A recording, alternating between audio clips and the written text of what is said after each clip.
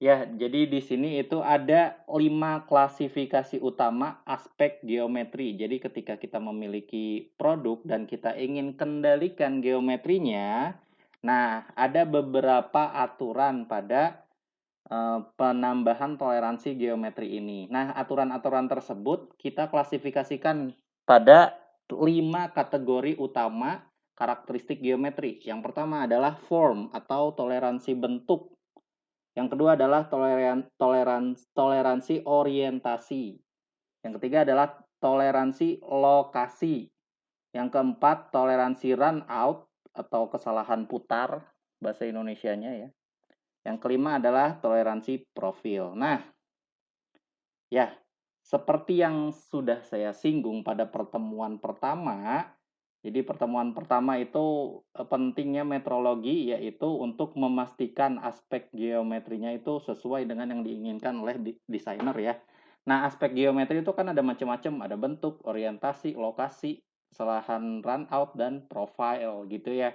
Nah, yang sudah saya singgung pada toleransi bentuk atau form ya, yaitu tuh flatness nih di sini. Jadi diwakilkan oleh toleransi kerataan gitu ya. Nah, ternyata pada kesalahan bentuk atau toleransi bentuk itu tuh ada beberapa macam gitu ya, nggak cuma kerataan saja gitu. Ada straightness atau kelurusan. Ini straightness, kelurusan ya, udah tahu ya bahasa Indonesianya. Ada circularity atau kebulatan, ada cylindricity atau ketabungan, enggak enak ya, kesilindrisan. Nah, jadi klasifikasi pada karakteristik geometri bentuk ini tuh tidak perlu datum, ini karakteristiknya ya. Tidak memiliki datum sebagai referensi gitu ya. Jadi dia sekedar rata gitu, nggak harus ada referensinya datum. Nah, kalau misalnya pengen rata tapi ada referensinya, ada datumnya, itu udah beda lagi. Misalnya ya, kita pengen suatu, ya saya gambar di sini deh. Ya, misalnya sederhananya kotak lah bentuknya gitu. Nah, kalau misalnya kita pengen permukaannya ini sekedar rata, itu menggunakan klasifikasi atau toleransi geometri kerataan ya, yang ini nih flatness. Tapi kalau misalnya, nah saya bikinnya, kalau misalnya saya pengennya tuh ratanya tuh sejajar sama bidang bawahnya, ya berarti kita buat permukaan bawahnya ini sebagai datum ya. Nih simbolnya kayak gini datum. Misalnya datum A gitu. Kita jadikan bagian bawah sebagai datum. Kalau misalnya kita pengen permukaan atasnya itu nggak sekedar rata, tapi sejajar misalnya ya dengan permukaan bawah gitu. Toleransinya itu udah pindah nih menjadi toleransi orientasi. Kayak gitu ya. Nah, jadi ini pada geometri bentuk itu tidak membutuhkan datum sama sekali. Kayak gitu. Nah, sedangkan untuk orientasi itu ada beberapa jenis ya. Perpendicularity itu adalah ketegak lurusan. Angularity ini kesudutan. Jadi sudut antara dua bidang atau dua fitur itu harus dijaga sudutnya gitu ya. Terus parallelism itu adalah kesejajaran. Nah, ini karakteristiknya selalu memiliki datum sebagai referensi. Datum. Jadi hanya memiliki satu datum. Jadi itu ya karakteristiknya. Selalu memiliki datum dan cuma satu datumnya. Nah, sedangkan untuk lokasi, nah ini lokasi, ini tuh biasanya untuk lokasi-lokasi misalnya lubang atau pin, kita kendalikan gitu ya lokasinya. Nah, ada beberapa, ada posisi, ada concentricity, ada simetri. Nah, ini untuk lokasi dan run out itu selalu menggunakan datum referensi gitu ya. Selalu menggunakan datum referensi gitu. Nah, ini kayaknya ini enggak nih. Datumnya ada 3 biasanya. Untuk posisi ya, kalau concentricity sih nggak harus 3. Kalau posisi biasanya 3 datumnya. Ya, nanti kita bahas lebih dalam lah. Intinya memiliki datum juga ya sebagai referensi atau acuan gitu. Nah, kalau misalnya run out itu kesalahan putar, itu juga sama ya, harus memiliki datum sebagai referensi. Cuma satu aja kalau run out datumnya. Dan juga untuk profile nih ya, kalau profile ini boleh menggunakan datum atau tidak. Nah, sekarang daripada bahas teori-teorinya aja ya, kita bayangin lah, kayak gimana sih bentuk itu kayak gimana, orientasi itu kayak gimana, lokasi kayak gimana, run out profile kayak gimana ya, kita bahas satu persatu. Nah, ini dia toleransi apa nih? Coba lihat simbolnya. Flatness. Flatness ya.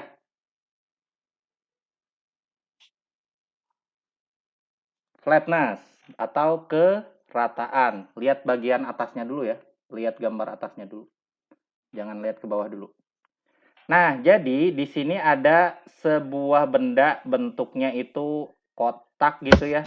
Kotak tapi ada salah satu bidangnya itu persegi dan bidang sampingnya itu persegi panjang. Jadi kotaknya agak panjang sebenarnya ini.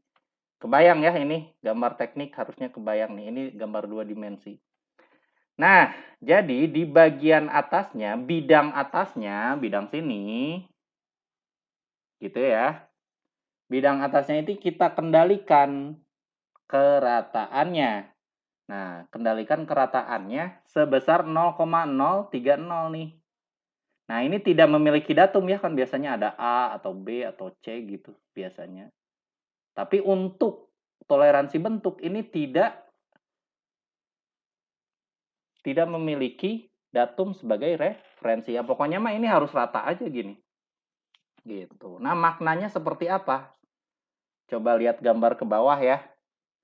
Nah, permukaan yang ditandai dengan warna merah ini ya kan dia kerataannya itu bisa bervariasi ya karena kita itu hidup bukan pada sesuatu yang perfect semuanya. Pasti ada deviasi atau kesalahan ketika proses pembuatan. Ya, ekstrimnya kita lihat di gambar inilah. Ekstrimnya kita lihat di gambar ini, misalnya ini kasar gitu ya. Kasar ya berarti nggak rata ya. Nah, maksudnya toleransinya itu 0,030 itu adalah kita bayangkan seperti ada dua parallel planes atau dua bidang yang satu sama lain itu sejajar dan terpisah sejauh toleransinya. Ini misalnya 0,030 gitu ya. Nah, terpisah sejauh toleransinya. Berarti ini 30 mikron. Kalian bayangin tuh, 30 mikron tuh segede gimana? Udah kebayang nggak 30 mikron segede gimana? Tuh 1 mili dibagi sekitar berapa ya? Dibagi sekitar 60 mungkin ya. 1 mili dibagi 60 lah. Tah segitu. Sekecil banget.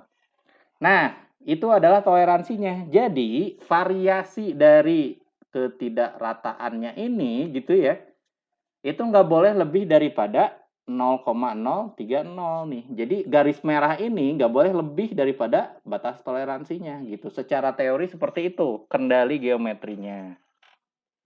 Nah, ini adalah toleransi bentuk. Nah, ini ada satu hal yang nggak dijelaskan di dalam gambar ini ya. Kalian harus paham bahwa dua bidang paralel ini yang ini ya, yang imajinasi ini, dia itu nggak harus rata dengan ini nih. Nggak harus sejajar maksudnya. Nggak harus sejajar dengan bidang bawahnya. Nah, ini kan sejajar ya kelihatannya ya. Sejajar kan kelihatannya. Tapi secara teoritis ini nggak harus sejajar. Jadi kayak parallel planes-nya itu misalnya ya, saya gambar lagi di sinilah, gambar di sini. Misalnya ini, aduh. Nah, misalnya ini tuh agak naik gitu loh. Nah, parallel planes-nya tuh bisa kayak gini nih. Gitu. Aduh, nggak parallel. Boleh-boleh aja gitu. Karena tidak harus punya referensi gitu loh. Kebayang? Kebayang nggak? Iya Pak. Pak, bayang Jadi Pak. untuk toleransi kerataan itu nih parallel planes-nya atau bidang imajinasi yang paralelnya ini tidak harus sejajar sama ini misalnya ya bagian bawah gitu. Nggak harus. Ya parallel planes-nya boleh gini. Boleh gitu ya. Boleh ke bawah gitu. Yang penting si ininya si apa deviasinya tidak melebihi daripada 0,030 mm gitu. Itu poin penting pada toleransi geometri berupa bentuk ya, sama sekali tidak memiliki datum gitu. Itu adalah untuk kerataan. Selanjutnya, nah ini apa nih, simbol apa? Posisi. Oh enggak. Straightness. Straightness atau bahasa Indonesianya Kelurusan Pak. kelurusan ya, betul. Nah, untuk toleransi kelurusan. Jadi, pada gambar ini kita nah ini kan silinder ya. Kalau kalian lihat ya ini ya bentuknya ya. Kalau misalnya kita nunjukin ini, nunjukin pada toleransinya itu ke sini gitu ya, untuk bidang silinder, sebetulnya nunjukinnya harusnya kan bidang selubungnya ya. Kebayang nggak? Iya nggak? Coba kalian lihat. Kan kayak mirip kayak ini nih. Mirip kayak kerataan. Kita nunjukin bagian atas berarti nunjukin permukaan atas. Ya kan? Nah, untuk ini kita juga sebenarnya ini nunjukin selubungnya nih. Jadi whole body gitu harusnya tuh. Permukaan selimut tabungnya itu gitu. Sebenarnya. Tapi karena kita mengendalikan kelurusan ya. Kalau kelurusan kan satu dimensi, bukan tiga dimensi ya. Satu dimensi aja gitu. Ya berarti garis jadinya yang dikendalikan untuk kasus ini ya. Untuk kasus ini. Nah, jadinya kita lihat di gambar di bawah mirip nih keadaannya. Jadi kan bagian atasnya ini bagian salah satu bagiannya ini kan bisa jadi nggak rata ya, nggak lurus gitu, bukan nggak rata. Nah, jadi kita bayangkan ada dua garis yang satu sama lain sejajar ya, dua garis imajinasi yang sejajar yang terpisah sejauh 0,030. Dan ini itu sebagai garis kendalinya ya. Pada produk tersebut itu tidak boleh melebihi deviasinya tidak boleh melebihi daripada garis yang sudah ditentukan itu ya. Gitu. Itu toleransi ke lurusan. Kebayang? Kebayang nggak? Kebayang Pak. Kebayang ya, Iya. ini ke lurusan. Tidak memiliki datum sebagai referensi. Jadi si dua garis ini, ya dua garis ini tidak harus sejajar dengan sumbunya. Tidak harus sejajar dengan sumbunya. Sama sekali nggak harus. Bisa kayak gini nih. Boleh aja. Nah, makanya kita perlu hati-hati nih dalam menentukan toleransi geometri. Harus benar-benar ngerti. Ini kalau misalnya kalian menentukan suatu produk gitu ya, sesuai fungsinya, kita harus tahu nih, mana toleransi yang benar-benar kita butuhkan gitu ya. Ini berbeda banget nih, antara bentuk dengan orientasi itu berbeda sekali. Nah, biasanya oh ini tuh harus paralel gitu ya. Misalnya ini nih sumbu ini nih. Kita pengen ke tidak lurusannya ini tuh ya ter terconstrain atau terjaga juga terhadap sumbunya gitu. Ya udah berarti nggak usah pakai kelurusan gitu ya, tapi kesejajaran misalnya gitu. Oke, ya ini masih pengenalan ya. Jadi kalian sekedar harus bisa ngebayangin aja lah. Oh, ini toleransi ini tuh maknanya seperti apa sih gitu. Nah, selanjutnya. Ini adalah simbol Simbol apa? Toleransi apa? Circularity atau bisa disebut kebulatan, Pak. Kebulatan, betul sekali. Nah, ini adalah toleransi kebulatan. Kita nunjukin ke sini pada sebuah silinder. Nah, kalau kebulatan, dia kan bentuknya dua dimensi ya. Jadi yang ditunjukin ya ini, kalau misalnya kita gambarin, seputaran ini aja, pada bagian ini aja gitu ya. Seputaran aja gitu. Nah, putaran lainnya gimana? Ya, duli amat gitu ya. Kalau misalnya kayak gini, ini nggak dipeduliin karena kita nunjuknya di sini gitu kan. Nah, bagian bawah itu nggak kita ukur gitu. Kalau misalnya kita mau, ya itu nantilah. Ya kita lihat dulu ya, maknanya seperti apa. Nah, kita lihat di gambar ini. Nah, jadi pada bagian ini gitu ya, pada bagian ini kita anggaplah si silindernya kita potong gitu ya, kita lihat nih. Jadi ada dua lingkaran ya, ada dua circle yang satu sama lain itu konsentrik. Konsentrik apa sih? Konsentrik apa, tahu nggak maknanya? Yang tahu saya kasih Enggak. poin. Apa konsentrik? Sama titik pusatnya, Pak. Ya itu siapa tuh namanya tuh? Andi, Pak. Andi, NIM berapa Andi? Sandi. Kasih poin nih. Oh Sandi. Ya. Sandi, NIM berapa Sandi? Angkatan 16 017. 017, sebentar ya.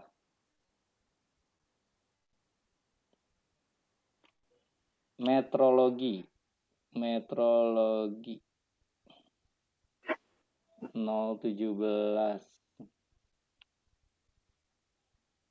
Angkatan 17 ya? Angkatan 16, Pak. Oh 16. Oke, ini lumayan nih. Ada satu nilai tambahan. Oke. Nah, kita lanjut.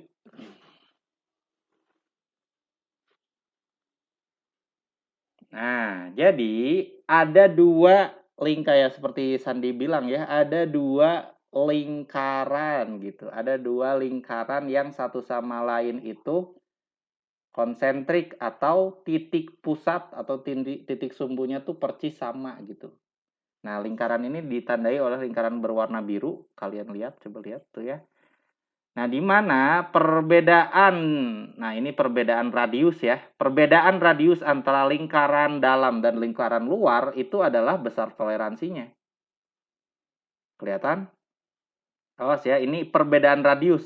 Nih. Perbedaan radius.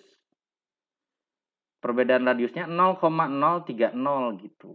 Nah, jadi si lingkaran dari produk yang kita hasilkan itu kan ya kebulatannya itu kan belum tentu bagus ya.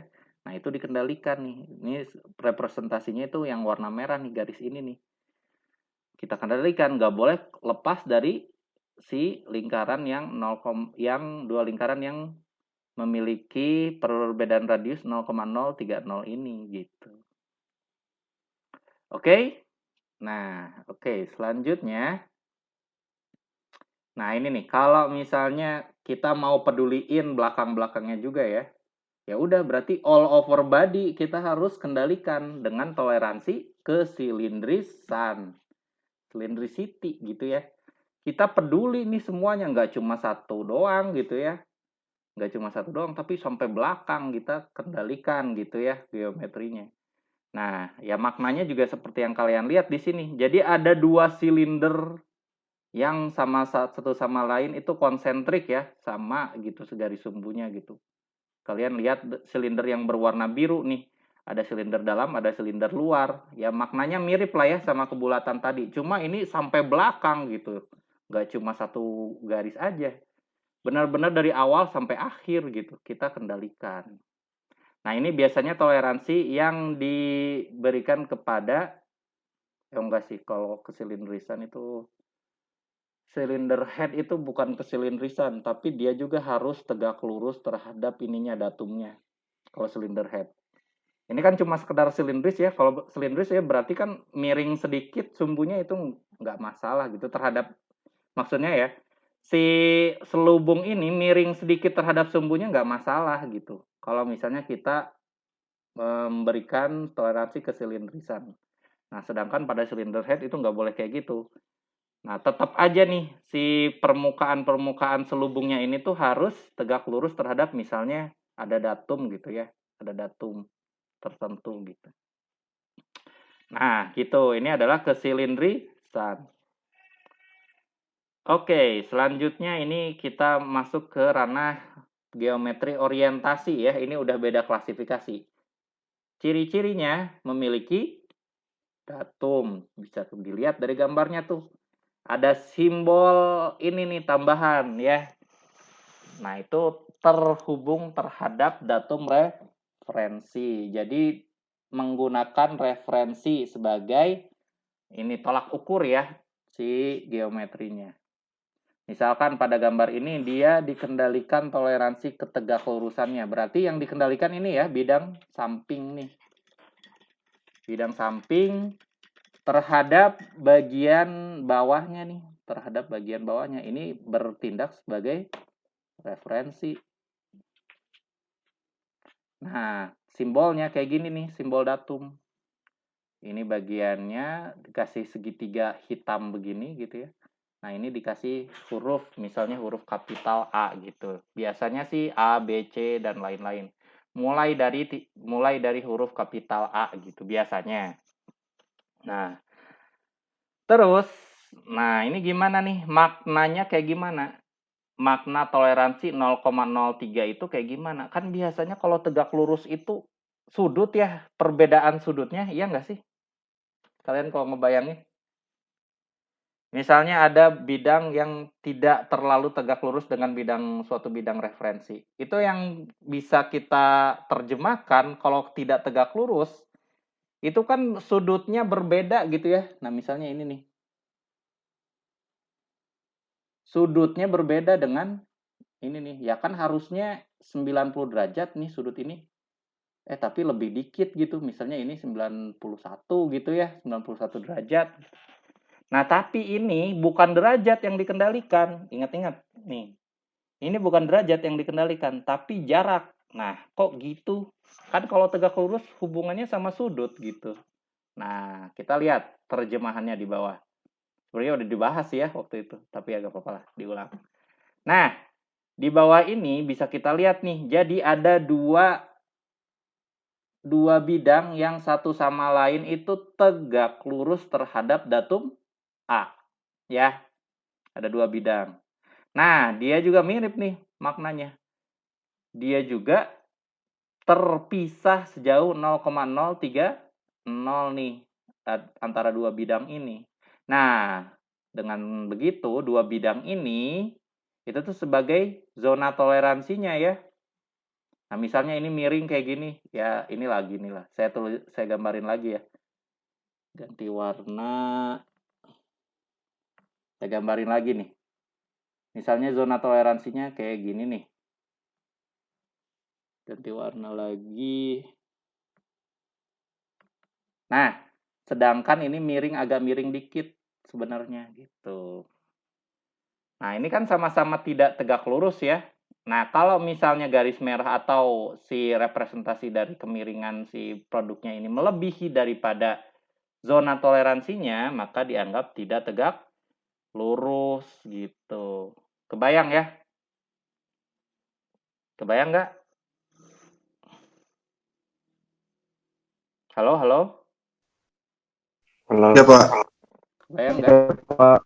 Nah, jadi ini juga sebenarnya toleransi tegak lurus ini itu ngelihat bentuknya, misalnya ya lonjong kayak gini nih.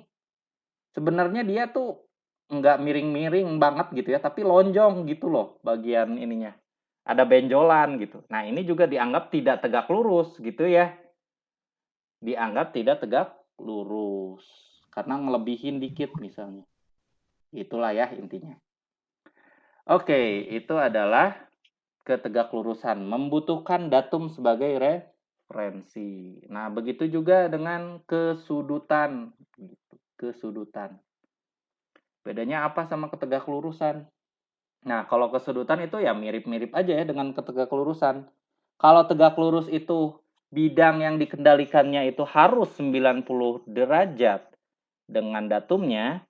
Kalau kesudutan ya bebas derajatnya mau berapapun gitu ya. Contohnya di sini. Kita mau kesudutannya itu 60 derajat gitu contohnya di sini.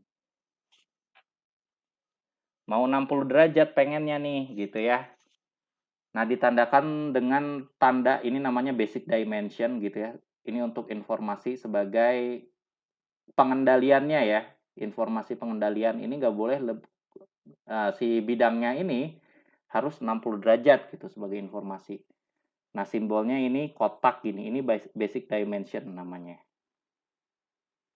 Nah, di sini kita lihat nih toleransinya bentuknya kayak gini. Dan dia itu besarnya 0,03 terhadap datum A. Mirip kan sama ketegak lurusan tadi. Maknanya juga sama sebenarnya. Tapi dua bidang sejajarnya ini ya, dua bidang sejajarnya ini memiliki sudut yang 60 derajat terhadap referensinya gitu. Ini sama-sama 60 derajat, yang ini juga sama-sama 60 derajat gitu. Mirip lah referensinya. Secara teori bisa kita lihat ya di gambar di samping ini nih. Jadi ada dua bidang sejajar sempurna yang satu sama lain ini memiliki sudut 60 derajat terhadap datum A, terhadap permukaan bawah gitu ya. Nah, bagian merahnya itu adalah si permukaan aslinya, ceritanya gitu. Oke, kebayang ya. Ini adalah toleransi kesudutan. Terus, nah ini toleransi apa ini namanya toleransi apa?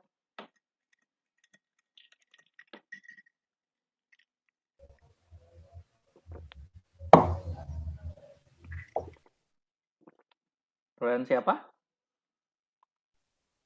Sejajaran, Pak. Sejajaran, Pak. Ya, sejajaran ya. Sejajaran, Pak. Mirip juga lah, maknanya mirip juga dengan yang sebelum-sebelumnya, dengan ketegak lurusan, dengan kesudutan. Nah, ini harus sejajar atau sudutnya harus 180 derajat terhadap datum atau referensi ya. Nah, ini kita tunjukin bagian atas nih. Kita tunjukin bagian atas, berarti permukaan atas yang kita kendalikan. Nah, ini ada datum A misalnya ya. Nah, ada dua paralel plane atau dua bidang paralel imajinasi di mana satu sama lain tuh terpisah 0,030 gitu ya, sesuai dengan angka toleransinya. Dan produk ini, nah, bagian bidang atas ini deviasinya nggak boleh melebihi daripada bidangnya ya. Kalau kayak gini banget gitu ya, ya berarti gagal gitu. Seperti itu kesejajaran. Nah, kita udah mempelajari dua aspek geometri dasar, yaitu bentuk dan orientasi. Nah, kita move on ke bentuk yang lain. Bukan bentuk yang lain, ke aspek geometri yang lain. Nah, ini yang ketiga adalah lokasi. Nah, salah satunya adalah toleransi posisi. Nah, bisa kita lihat ya. Kita lihat simbolnya aja dulu nih. Ada toleransi posisi. Nah, ada ini besar toleransinya ya. Nah, ini M itu material modifikasi, namanya maksimum material modifier.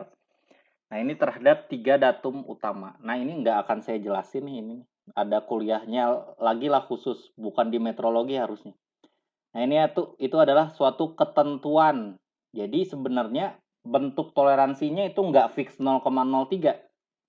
Nah, bagusnya kayak gitu tuh. Toleransinya itu fleksibel. Si zona toleransinya fleksibel. Tapi ya udahlah. Kalian kalau misalnya mau belajar, ya silahkan belajar di ISO 1101 nih. Kalau misalnya mau belajar ya. Mau belajar jauh lebih dalam tentang toleransi lokasi nih. Nah, silahkan nih pelajari ini. Atau mau standar yang lain bisa ASME. Ini yang standar Amerika ya. 14.5. Nah, silahkan pelajari ini kalau misalnya mau mendalami lebih dalam tentang aspek geometri gitu ya. Nah, karena kita di sini lebih ke mengukurnya gitu. Tapi nggak sampai ngukur ini juga sih. Nggak sampai ngukur ini juga. Kejauhan itu. Terlalu advance untuk 2 SKS. Oke, by the way kita lanjut aja ya. Yang penting kalian tahu maknanya bahwa si lubang ini itu tuh kita kendalikan lokasi titik pusatnya. Titik pusat ya yang kita kendalikan. Titik pusat dari lubang ini kita kendalikan lokasinya. Kalian bayangin dulu deh. Nah, ini bentuk 3 dimensi dari si bendanya. Nah, datum A-nya itu yang mana datum A? Bagian atas ya, permukaan atas. Bayangin. Kebayang? Itu adalah datum A. Ditunjukin lewat ini nih. Jadi bagian atasnya yang dijadikan sebagai datum. Datum B yang mana? Datum B yang mana? Bagian sini ya. Yang ini datum C. Jadi 3 dimensi nih datumnya. Jadi referensinya itu 3 gitu.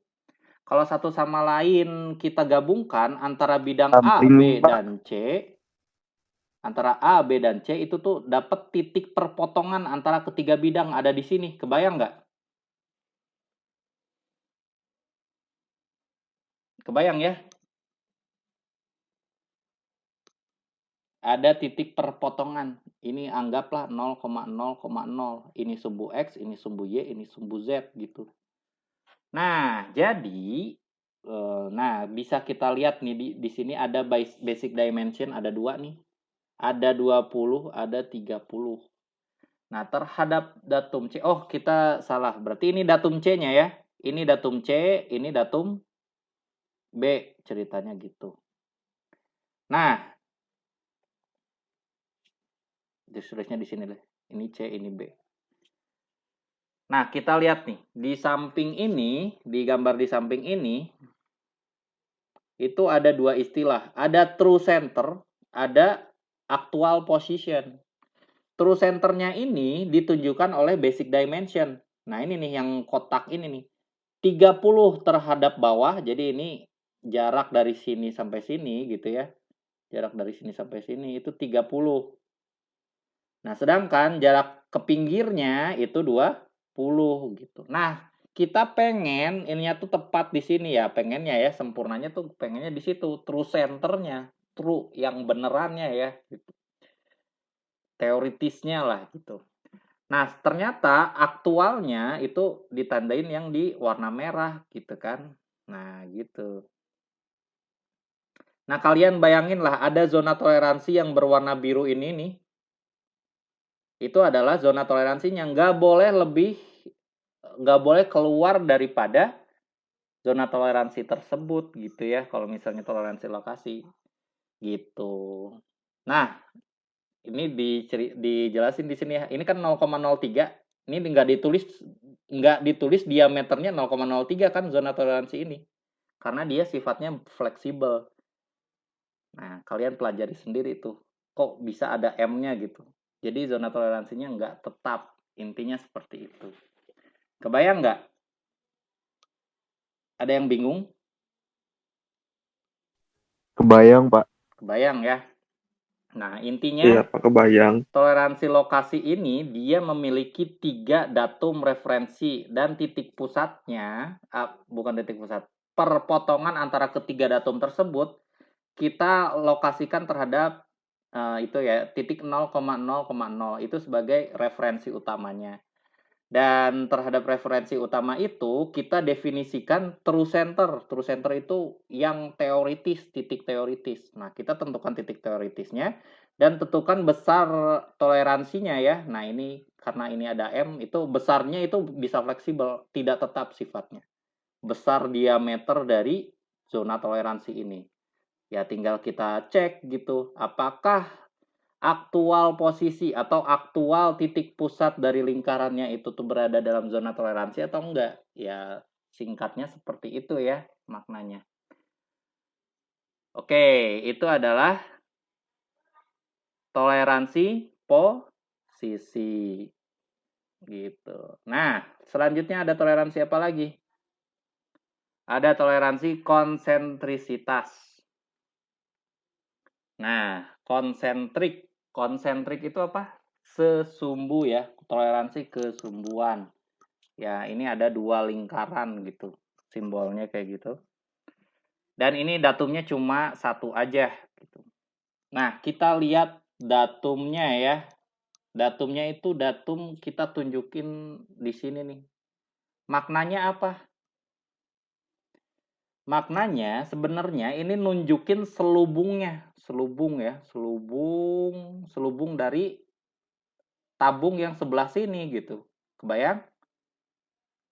Nah, tapi karena toleransinya itu toleransi kesumbuan, berarti kita lihat sumbunya dari part ini gitu. Ini sebagai referensi dari konsentrisitas. Kita lihat gambar di bawah. Nah, ini ya, kita lihat nih. Jadi si selubung ini yang dijadikan referensinya untuk toleransi konsentrisitas itu adalah sumbunya gitu ya, bukan selubungnya. Jadi bukan permukaannya gitu ya, bukan permukaan selubung, tapi sumbu dari selubung tersebut gitu. Nih, ini ilmu yang goib nih. Jadi kita ngelihat sesuatu yang nggak kelihatan gitu. Kalian bisa ngelihat nggak sumbu dari tabung, dari silinder? Nggak kelihatan gitu ya. Ini memprediksi gitu, sesuatu yang nggak ada. Nah, jadi kita mengendalikan bagian sininya nih, bagian yang depan yang diameternya lebih kecil ya. Yang diameternya lebih kecil kita kendalikan sebesar 0,030 terhadap ya datum ini gitu ya. Nah, ya ibaratnya ini kan kita membuat itu sumbunya itu tidak beraturan gitu kan. Tidak beraturan. Nah, jadi kesumbuannya ini itu tuh kita kendalikan, tidak boleh lebih daripada ini nih, batas zona toleransinya gitu. Nah, zona toleransinya itu tuh bentuknya enggak kotak gitu, bentuknya ini silinder juga zona toleransinya. Gitu. Kebayang ya? Nah, ini salah satu simbol toleransi yang sering digunakan pada part-part yang berputar. Part-part yang berputar atau rotary parts. Kenapa kalau misalnya berputar itu sangat penting untuk sesumbu? Kenapa coba?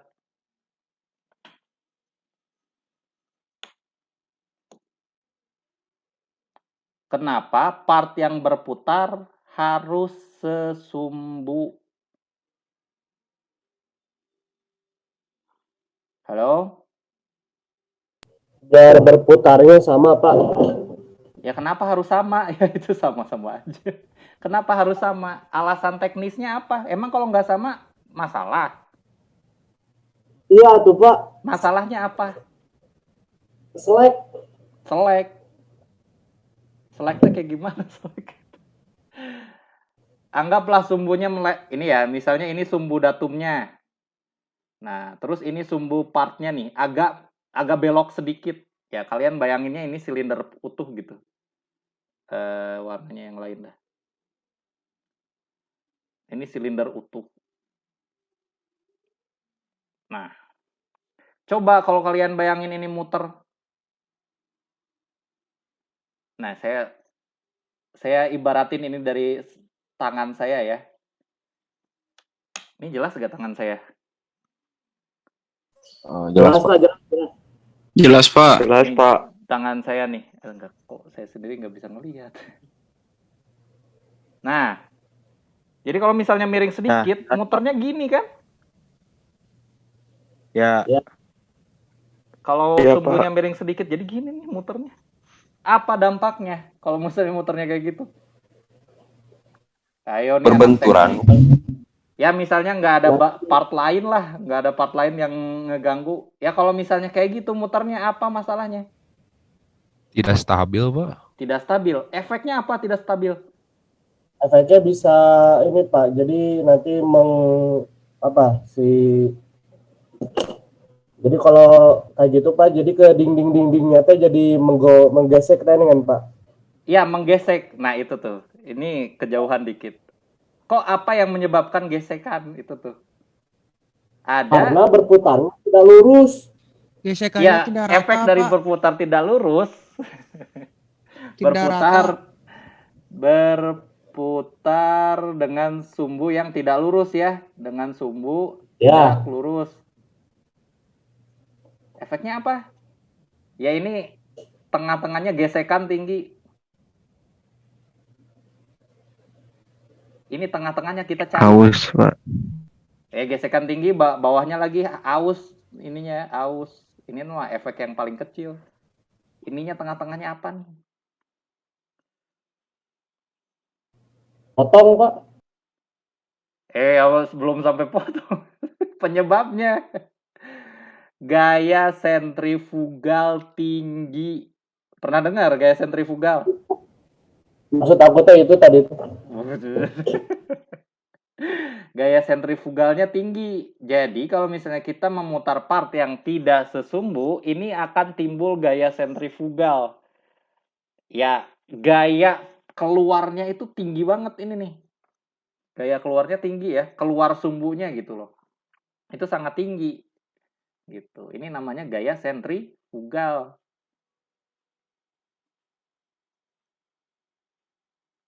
Nah, karena gaya sentrifugal tinggi menyebabkan gesekan yang sangat-sangat tinggi pada dudukannya. Dudukannya itu namanya apa? Dudukan shaft.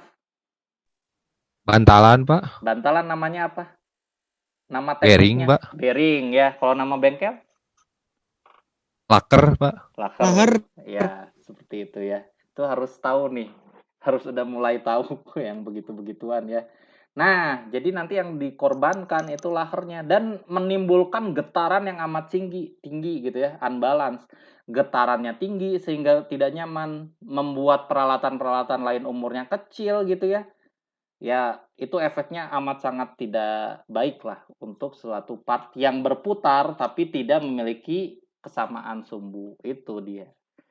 Nah, jadi penting nih untuk part-part yang berputar kita terapkan toleransi konsentrisitas. Nah, ini agak-agak mirip dengan run out. Nanti kita cek ya. Kadang pakai konsentrisitas, kadang pakai run out. Para desainer rotari seperti itu. Nah, selanjutnya ini simbol karakteristik simetri. Jadi kita pengen jadi permukaan atas sama permukaan bawahnya itu simetri gitu ya. Nah, tapi yang dilihatnya itu adalah suatu bidang yang ada di tengahnya gitu loh. Jadi bidang ini nih yang dilihat.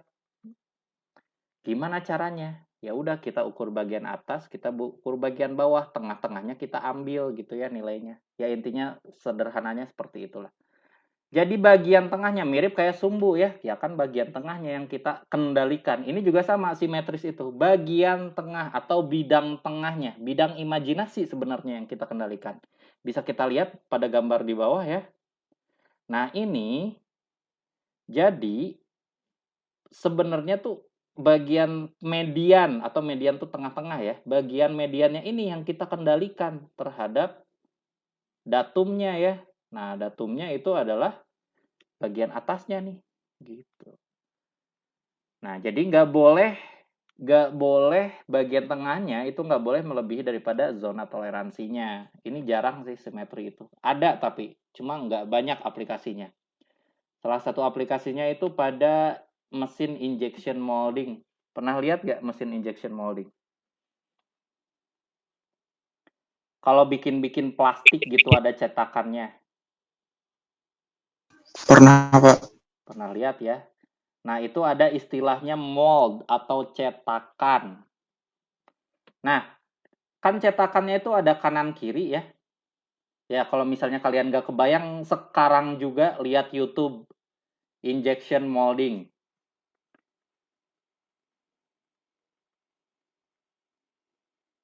Oh jadi ini teh biar pas gitu Pak. Ya, ada slotnya pada mold itu. Slotnya itu bentuknya ya bisa kotak, bisa pin. Nah, kalau misalnya antara ya kalian bayangin dulu ya, harus kebayang dulu biar bisa ngerti, biar bisa paham apa yang saya omongin. Kalau misalnya belum kebayang mesin injection molding, ya kalian sekarang juga lihat YouTube.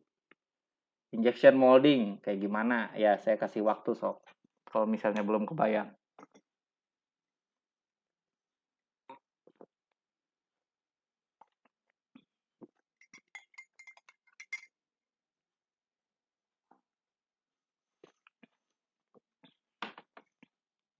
Kebayang udah? Bentar aja, nggak usah lama-lama.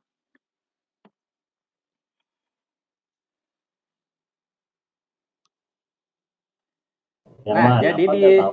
pada mesin injection molding itu, moldnya atau cetakannya itu dibagi dua partisi, bagian kiri dan kanan ya.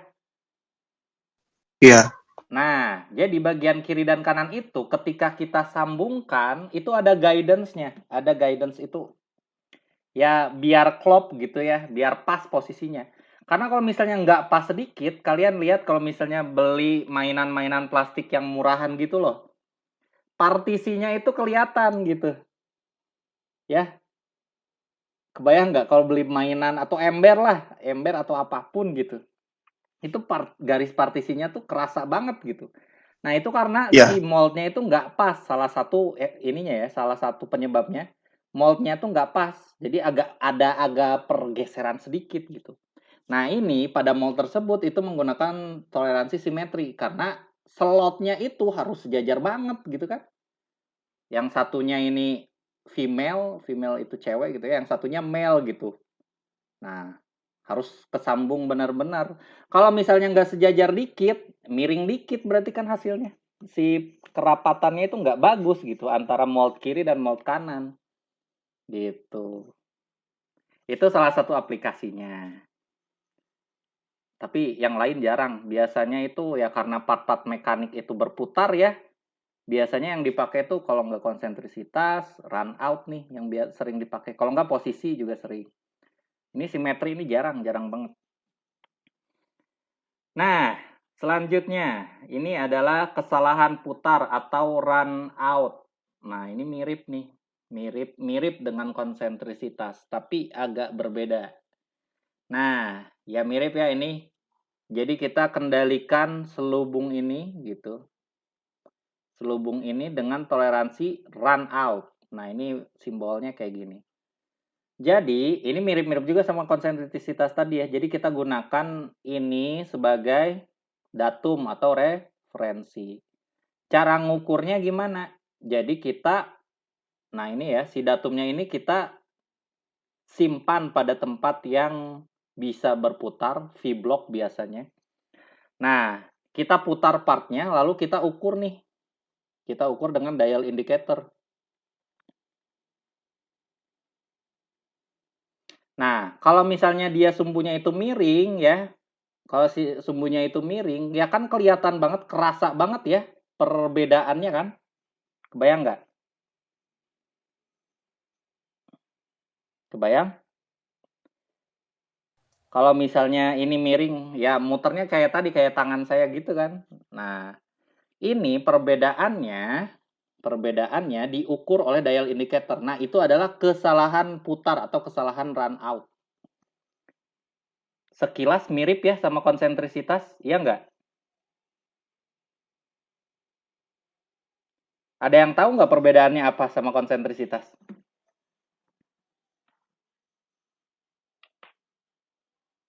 Halo?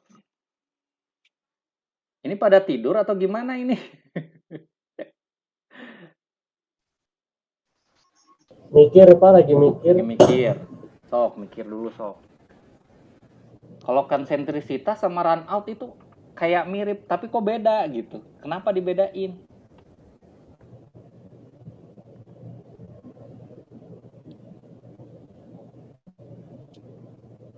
3, 2, 1. Nah, nggak ada yang bisa jawab, jadi saya yang jawab.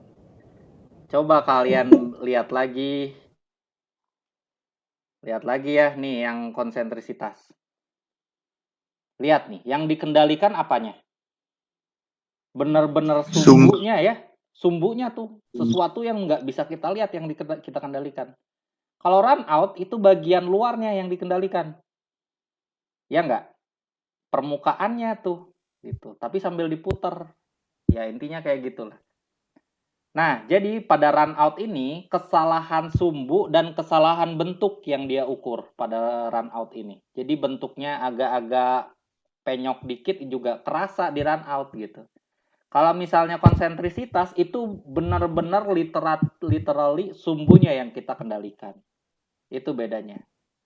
Makanya ini cara ngukurnya itu susah banget nih, konsentrisitas tuh cara ngukurnya parah susah banget. Karena sesuatu yang nggak kelihatan yang kalian ukur itu.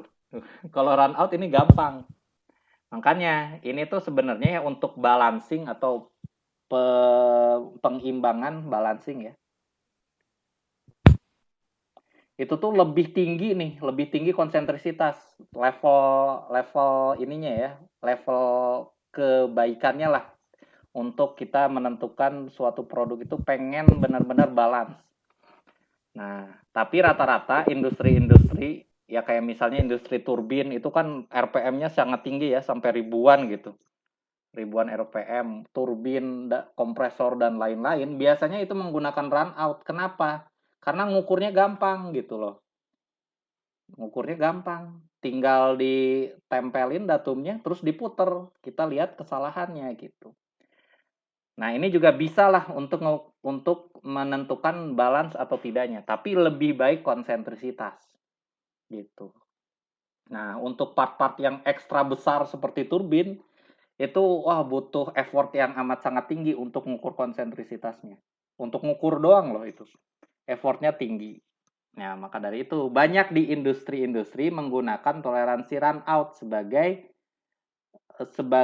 pengendali balance-nya ya, pengendali keseimbangan dari putarannya gitu. Saya sebenarnya ada gambar-gambar turbin yang dikasih toleransi run out, tapi ya kalian nanti di dunia kerja juga kalau misalnya berhubungan dengan rotary machine gitu ya, pasti ada toleransi run out untuk supaya kita yakin bahwa turbin yang kita hasilkan gitu ya itu tuh ketika berputar tidak menghasilkan getaran yang tinggi gitu. Nah, selanjutnya yang terakhir ini profile. Oh ya, belum masih run out juga. Ini yang kedua, total run out. Jadi panahnya ada dua nih. Nah, kalau total run out yang dikendalikan itu all over body gitu ya, dari awal sampai akhir. Gitu. Nggak cuma satu titik aja. Ya, bedanya dikit ya. Jadi kalau run out doang itu tuh cuma satu titik aja yang kita kendalikan. Kalau misalnya total run out itu all over body ya, seluruh selubungnya dikendalikan. Terakhir, profile. Nah, profile ini adalah sebenarnya mirip dengan toleransi bentuk ya. Lebih tepatnya ke kerataan.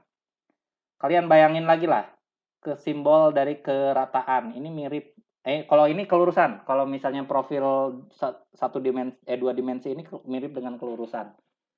Nah, jadi lihat di sini ada sebuah part yang dia tuh ya kayak perosotan gini ya.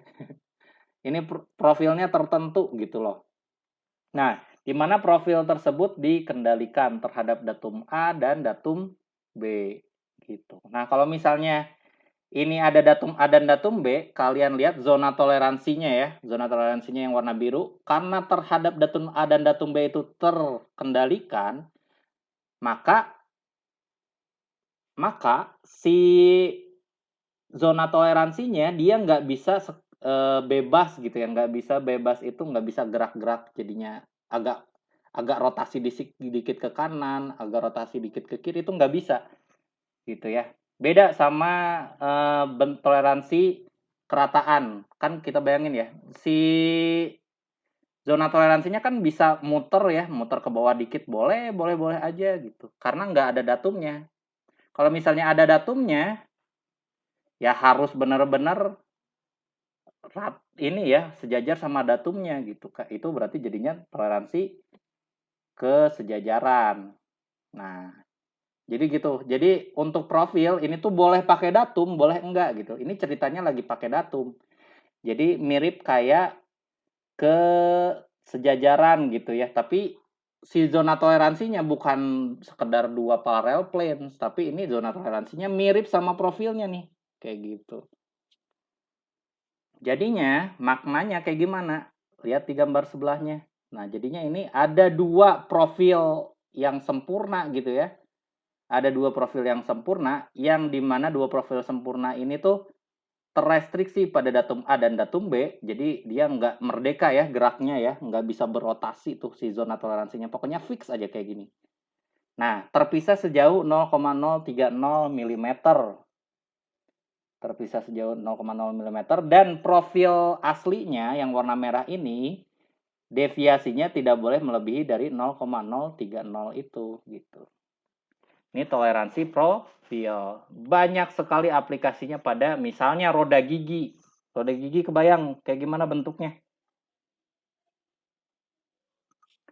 Profil involute namanya. Ya, anggap bagus lah ya. Nah, begitu. Nah, roda gigi ini kan ketemu sama profil involute lagi ya. Nah, ini tuh secara teoritis dia itu bentuk sentuhannya itu adalah rotasi sempurna. Kalian udah belajar di kinematika di nematika belum? Di nematika. Dinamika kinematika. Belum, Pak. Belum, ya? Pak. Oh, belum. Ya intinya Belum, itu ini Pak. roda gigi itu secara teoritis itu ya nggak ada geseknya sama sekali. Jadi itu gimana ya ngomongnya? Pergerakannya itu cuma titik doang ya, sentuhannya itu cuma titik. Jadi titik ini tuh nggak ngegeser gitu, nggak sliding, nggak ngegesek. Kebayang nggak? Secara teoritis. Oke, Pak. Nggak ngegesek. Kalau misalnya ada gesekan, berarti ada energi yang kebuang kan pada saat kita mentransmisikan daya gitu. Nah, ini penting banget si profilnya itu harus sesempurna mungkin kalau kita bisa bikin gitu ya. Kalau misalnya ada kesalahan dikit ya berarti nanti ada energi yang kebuang karena ada gesekan gitu. Ini salah satu pengaplikasian toleransi profil ya pada misalnya roda gigi. Ini namanya profil involute. Nanti kalian belajar di desain elemen mesin 3 juga nih. Khusus untuk membahas roda gigi. Begitu. Oke. Nah, ini adalah karakteristik geometri profil. Ada juga nih contohnya itu misalnya pada ini apa namanya? Piston. Piston kalian kebayangin ya kayak gini nih. Aduh, sebentar. Set. Ini buat ring pistonnya. Ya, sederhananya beginilah ya. Ini connecting rod dan lain-lain. Nah, ini cylinder head-nya. Di sini businya lah, begitu. Ini intake, ini exhaust gitu. Nah, ini kan intake itu masuk udara dengan bahan bakar yang sudah di-cloud-kan, yang sudah menjadi kabut gitu bentuknya. Masuk tuh bahan bakar sama udara. Bahan bakar apa? Hidrokarbon ya. CXHX ditambah O2 udara. Nah, di sini ada percikan api yang dikeluarkan oleh ini apa nih yang fungsinya mengeluarkan percikan api? Busi, Pak. Busi, Busi, Pak. sekali. Atau bahasa Inggrisnya harus tahu nih bahasa Inggrisnya juga. Spark plug, Pak. Spark plug, Pak. Plug. Karena kalau di teknik itu jarang ngomong busi. Kalau di kuliahan ngomongnya spark plug gitu. Jadi kalian harus tahu dua istilah ya. Istilah teoritik atau istilah tekniknya dan juga istilah bengkelnya. Jadi nggak bingung nanti kalau misalnya kalian masuk bengkel gitu. Nah, jadi di sini kan ada konversi energi ya. Jadi energi kimia menjadi energi panas gitu ya. Di sini energi panas karena meledak nih, meledak. Nah, di sini dikonversi lagi menjadi gerakan gitu ya. Nah, si bagian atas dari pistonnya ini itu tuh nggak bener-bener rata. Kalau misalnya kalian ngelihat gambar teknik dari piston, bukan gambar tekniknya, gambar mesin dari piston.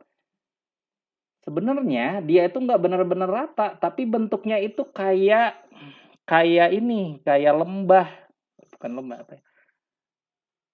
Kayak gunung kebalik tapi nggak terlalu ngegunung banget kalau misalnya kalian bayangin. Jadi agak-agak melengkung sedikit gitu loh.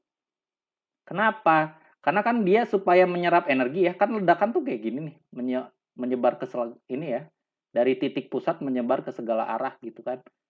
Nah, supaya konversi energinya itu lebih efisien, jadi permukaan dari atasnya piston itu nggak benar-benar rata banget, tapi agak-agak cembung ke dalam ya, cekung berarti. Agak-agak cekung gitu permukaannya itu tuh. Nah, profilnya kita kendalikan. Karena kalau misalnya ada kasar dikit atau ada nggak terlalu cembung gitu ya, cekung, ini konversi energinya itu nggak terlalu efisien gitu. Nah, itu salah satu aplikasi pada toleransi profil. Tapi profil yang kedua. Nah, ini profil garis ya kalau ini nih. Ini aplikasi yang kedua sebenarnya. Nah, ini adalah profil permukaan. Bedanya kalau yang tadi toleransi profilnya itu cuma satu garis. Kalau ini seluruhnya sepermukaan. Jadi ini adalah yang piston ini salah satu contoh yang toleransi profil permukaan gitu. Mirip-mirip ya. Kalau yang tadi 2 dimensi, ini 3 dimensi. Gitu. Oke, untuk jenis aspek geometri nih, ada yang mau ditanyain dulu nggak sebelum kita lanjut?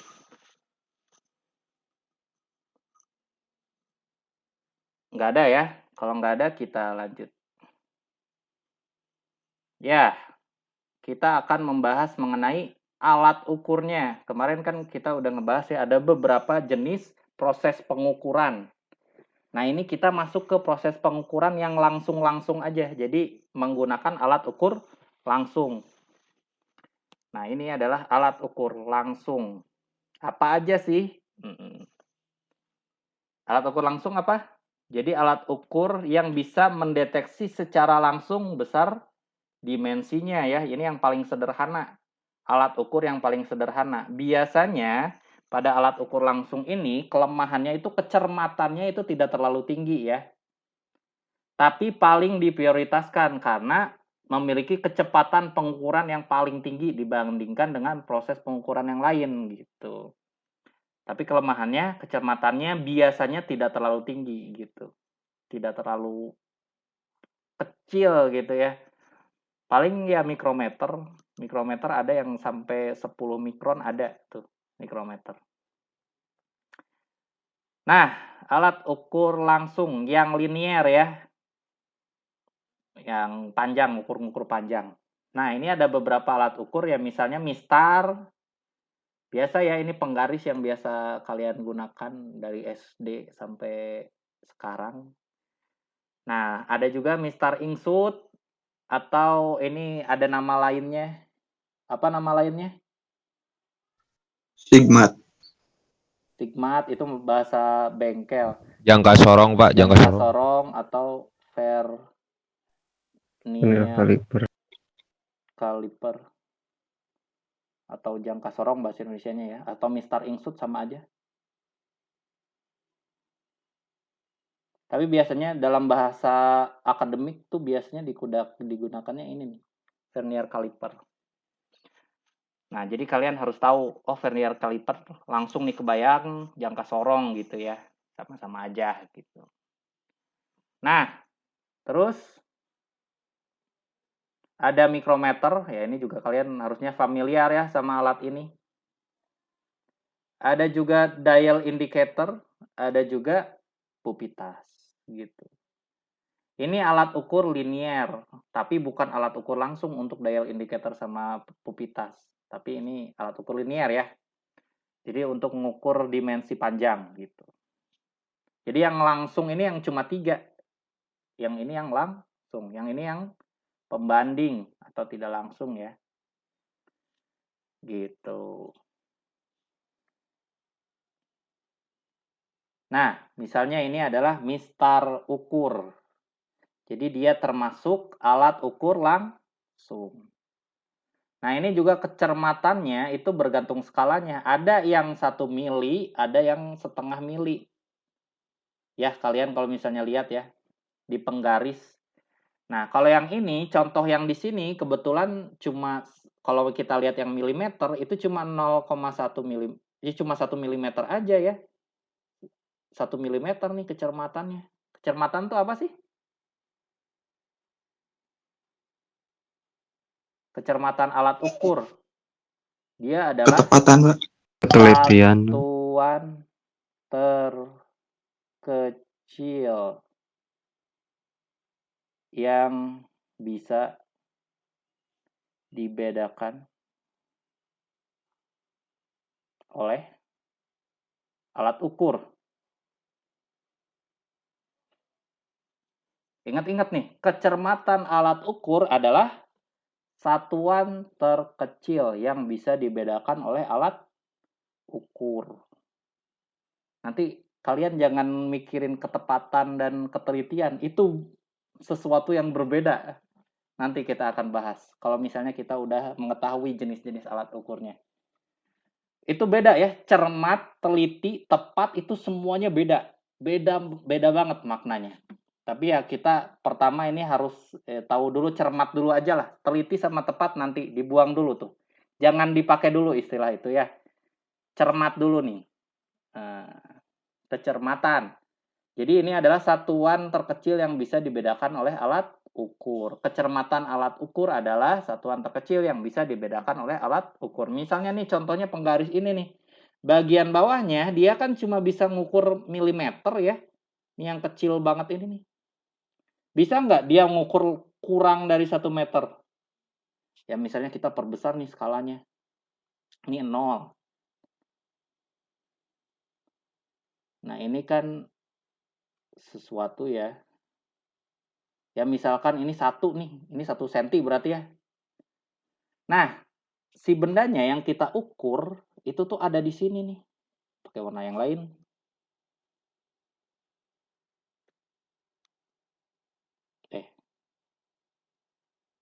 Nah, bendanya ada di sini gitu. Nah, satuan terkecilnya tapi kan 1 mili doang. Kita nggak tahu, nggak bisa ngeprediksi nih. Ini tuh misalnya kan 0,9 senti ya atau milimeter lah. Ini adalah 9 milimeter lebih dikit gitu ya. Nah, karena penggaris itu nggak bisa ngebedain yang koma-komanya ini, ya udah berarti ini ya udah 9 milimeter. Mau gimana lagi dah, penggarisnya nggak bisa ngebedain lebih daripada ini gitu kan. Nah, ini adalah penggaris yang memiliki kecermatan yang paling buruk ya di antara alat-alat ukur lainnya. Nah, cuma 1 milimeter nih biasanya. Tapi ada juga yang penggarisnya kayak gini nih.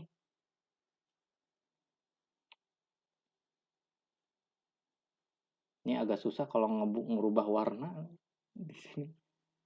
Kalau di Microsoft OneNote tuh gampang ngubah warnanya. Kalau di PowerPoint agak susah. Nah, kalau misalnya penggaris yang memiliki kecermatan sampai 0,5 mm, itu ada garis lagi di tengahnya. Kalau misalnya kalian lihat set kecil gitu ya. Ada nih penggaris yang kayak gini. Pernah lihat gak? Jadi ini adalah setengah milimeter nih. Jadi bisa lebih ini ya, cermatannya lebih baik gitu dibandingkan dengan yang 1 milimeter. Yaitu untuk milimeter. Kalau yang inci gimana nih kalau kita lihat berapa inci tuh kecermatannya penggaris ini? Kalau misalnya kalian lihat. Bagian atas ya.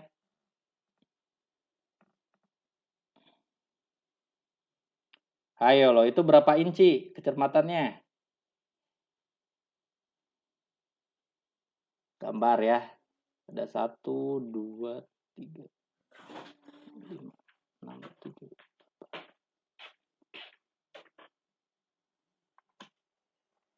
1, 2, 3, 4, 5, 6, 7, 8.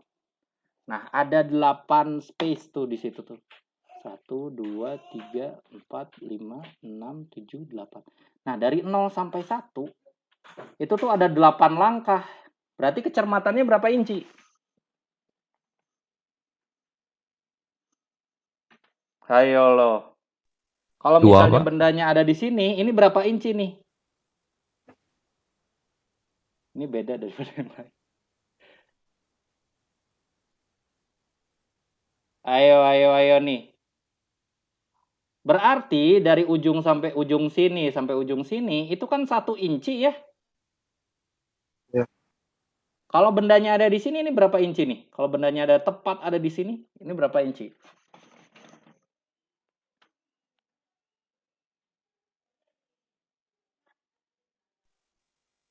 Satu per 7, Pak. 1/7. Keliru. Ayo yang lain. 0,25. 0,25. Iya, betul sekali. 0,25. Itu gimana ngitungnya tuh? Gimana ngitungnya? Mau gitu, Pak? Itu ada 4. Iya, betul. Ada 4 baris kan? 4 baris yang besar ya. Ini betul. Ini 0,25. Yap. Berarti kecermatan alat ukur ini berapa kecermatannya? Kecermatan, ingat, satuan Pak. terkecil. Berarti yang ini ya, yang sebelah sini nih. Kecermatannya berapa jadinya?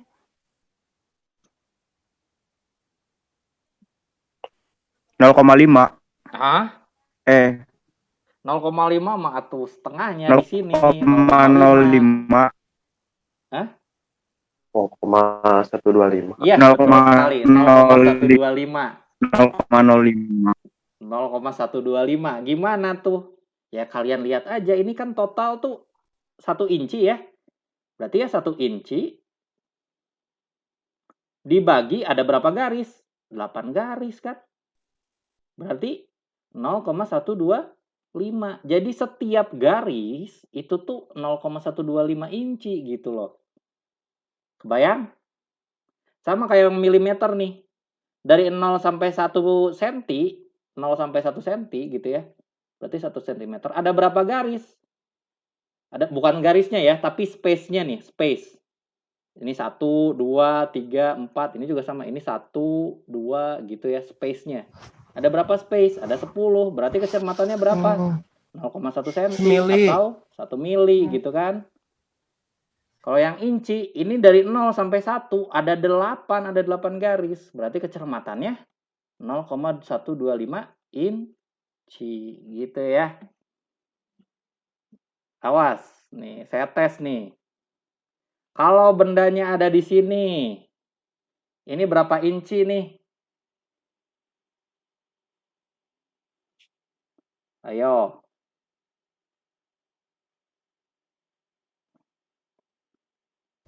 Gimana Marikson, Sitorus? Marikson. Halo Marikson? Kamu tidur gak kamu? Marikson Sitorus 211119014. Halo, apakah kamu ada di depan laptop? Marikson Sitorus? Ini saya tandain kalau ditanya ini nggak ngejawab, saya minus nih nilainya nih. Sebagai hukuman.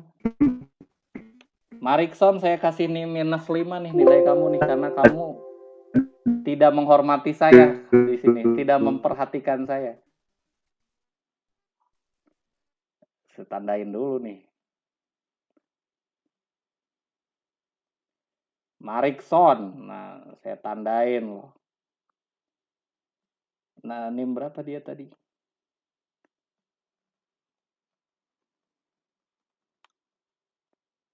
Nah, per hari ini buat ya kalian juga ya yang kuliah saya, ya kalian sebenarnya boleh nggak hadir kuliah.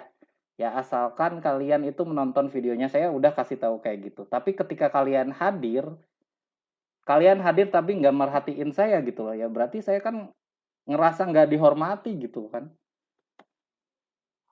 saya ngomong tapi kalian nggak ngedengerin atau kemana gitu. Itu termasuk adab lah atau etika gitu kan. Ya, nggak bener, etikanya nggak bener. Kayak ditanya kalian diem aja gitu-gitu tuh.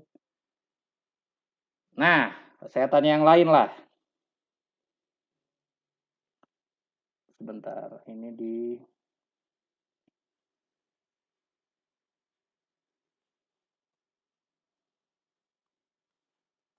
Nah, coba tadi kalau misalnya ada 8 ya. 1 2 3.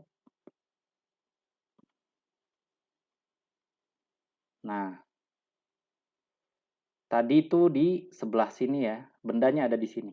Iya 5 Pak ya. Nah, saya lihat lagi.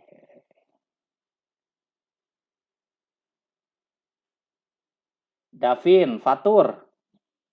Davin. Halo, Davin. Ya, halo Pak. Ya, gimana berapa nih? Ya Pak. Berapa hasilnya? Hasil pengukurannya ini 0, ini 1. Berapa inci tuh? Bendanya ada di sini.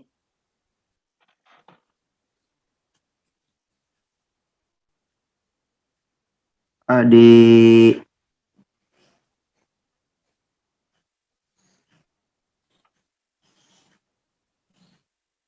Berapa? Bentar Pak. So.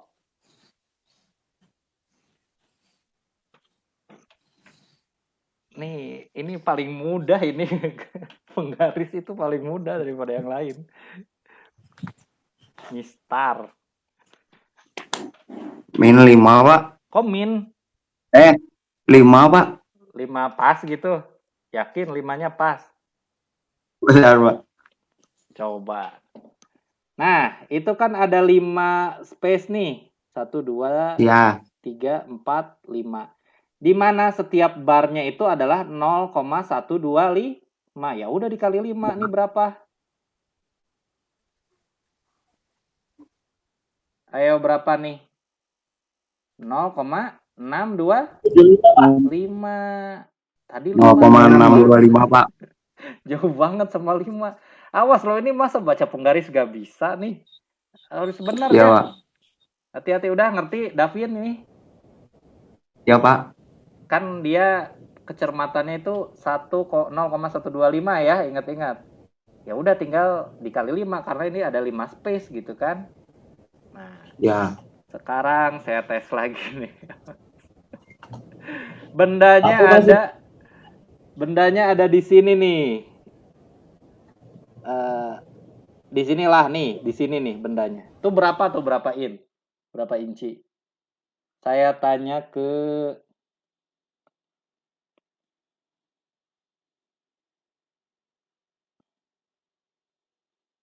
Syafaat Alfian. Syafaat.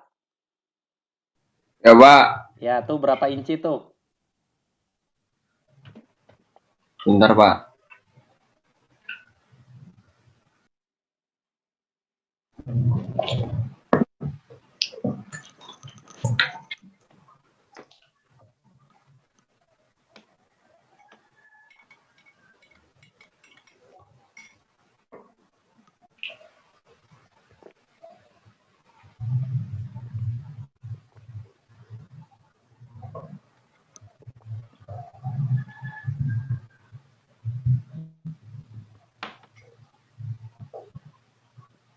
Gimana?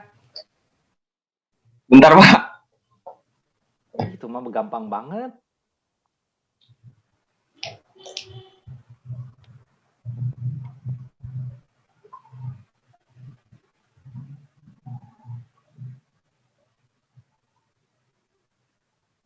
Empat 4,025 Pak. Yakin kau?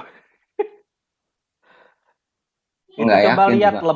lebih dari 4 atau kurang dari 4. Coba lihat itu. Kurang dari 4 Pak. Masa 4,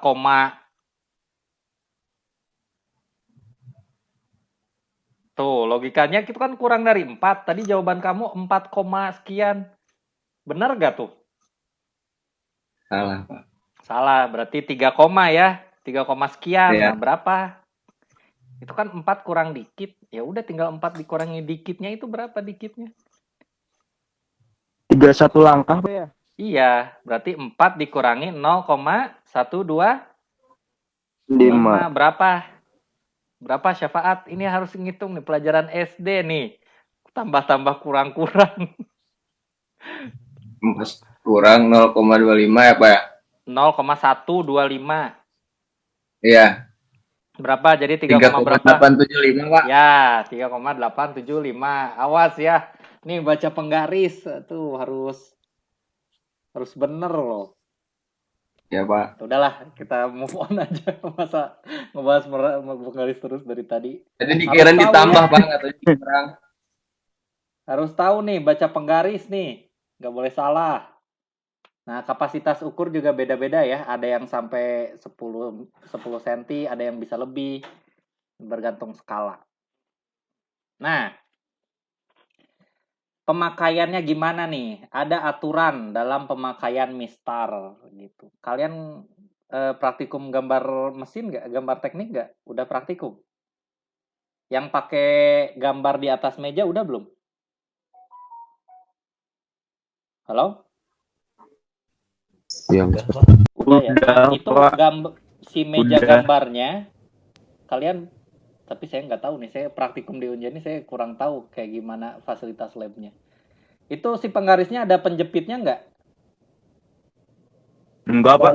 Dari rumah Enggak Pak. ada Pak. Oh, nah ini salah nih. Ya udahlah, kita Iya. yang penting kalian tahu teorinya ya. Jadi ada potensi kesalahan ketika kalian mengukur. Nah, jadi karena kecepatan yang rendah di dunia industri, mistar ukur itu jarang untuk dipakai sebagai pengukuran langsung ya, karena kecermatannya amat sangat rendah. Tapi ya kalau misalnya untuk hal-hal yang untuk memperkirakan segala macam ini boleh. Nah, ketika kalian ngukur menggunakan mistar itu ada aturannya, enggak sembarangan gitu. Kalian bisa lihat nih salah satu contoh gambar di samping ini ya. Kita lihat yang gambar sebelah kiri dulu nih. Yang sebelah ini. Nah, meskipun kecermatannya rendah, pengukuran harus tetap dilakukan dengan cara yang seksama. Menurut Pak Taufik ya, seksama, cara yang seksama. Maksudnya seksama itu apa? Mengikuti prinsip ABBE. Nah, apa sih itu ABBE? Nah, kita misalnya pengen ngukur nih kertas yang ada di sini ya. Kertas ini nih yang warnanya kotak nih. Nah, kita pengen ngukur lebarnya, lebar dari sini sampai sini. Nah, berarti sesuatu yang pengen kita ukur itu namanya adalah garis ukur. Ini namanya garis ukur. Bukan, ini garis dimensi, kebalik. Garis dimensi, ini yang mau kita ukur. Sedangkan garis yang ada pada penggaris kita itu namanya garis ukur.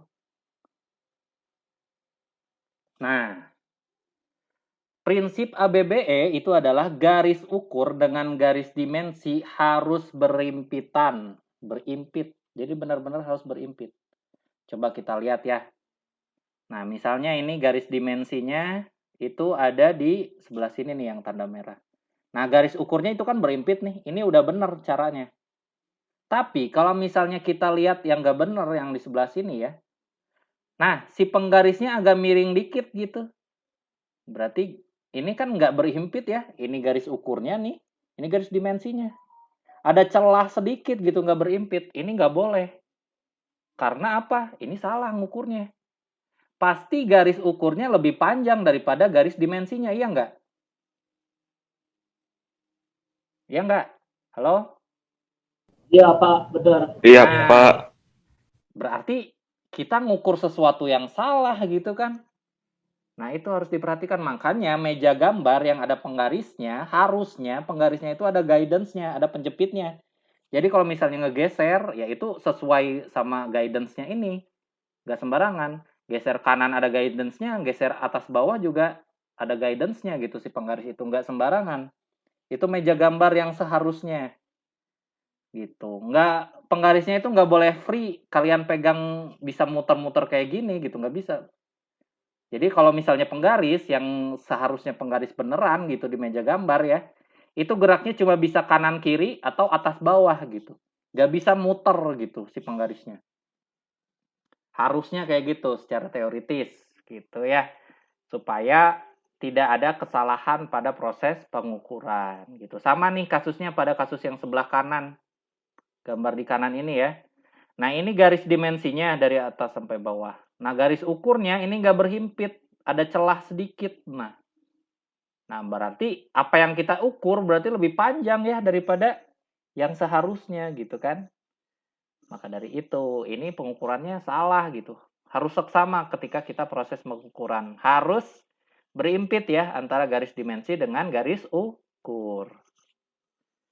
Ya, gimana tadi? Apakah definisi dari garis dimensi?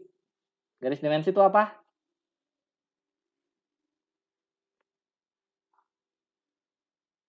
Saya ulang nih. Garis dimensi itu apa? Gimana Tenorio? Coba. Apa itu garis dimensi?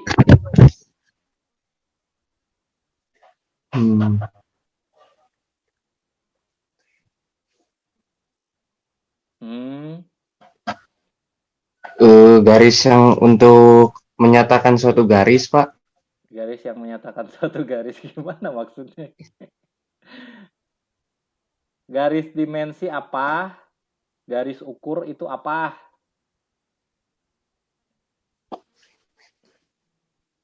Bentar, Pak. Ayo, tadi tinggal ngulang aja nih apa yang saya omongin.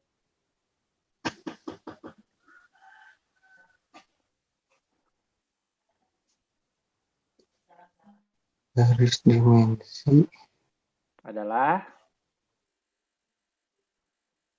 garis pada objek ukur yang hendak kita ukur ya. Jadi garis dimensi itu garis yang mau kita ukur, sederhananya itu. Garis yang ada pada objek ukur yang mau kita ukur gitu. Sedangkan garis ukur itu apa? Garis ukur? Tuh lihat tuh garis ukur di gambarnya.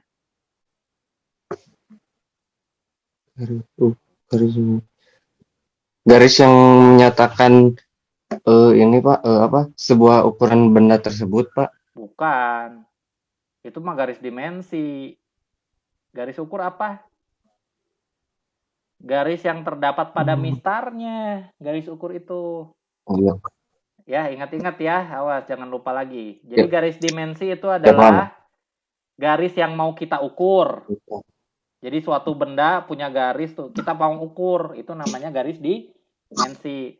Sedangkan garis ukur itu adalah garis pada alat ukurnya, garis pada mistar gitu kan. Nah, di mana ketika kita ngukur, garis dimensi dengan garis ukur harus berimpitan gitu. Wah, jangan lupa ya. Oke, itu adalah cara pemakaiannya. Nah, ini juga sama nih.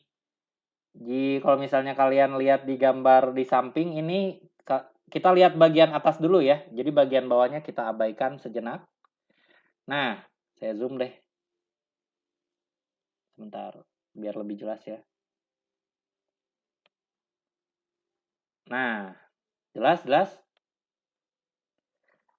Jelas, kita ini mau ngukur ceritanya ya. Kita mau ngukur sebuah silinder berlubang.